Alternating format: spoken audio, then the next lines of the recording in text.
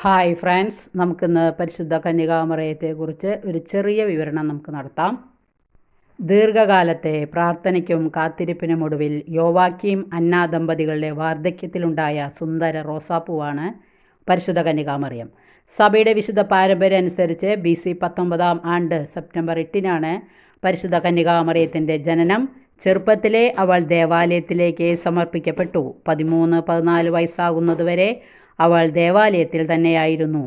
രക്ഷകന്റെ ജനനം ഒരു കന്യകയിലൂടെയാണെന്ന് 750 വർഷങ്ങൾക്ക് മുമ്പേ പ്രവചിക്കപ്പെട്ടിരുന്നതിനാൽ അവിടുത്തെ സ്ത്രീകൾ വ്രതം എടുത്ത് മിശിഹായുടെ മാതാവാകാൻ ഒരുങ്ങിയിരുന്നു. എന്നാൽ പരിശുദ്ധ മറിയം മിശിഹായുടെ തോഴിയെങ്കിലും ആകാൻ കഴിഞ്ഞിരുന്നു എങ്കിൽ എന്നാണ് കൊതിച്ചത്.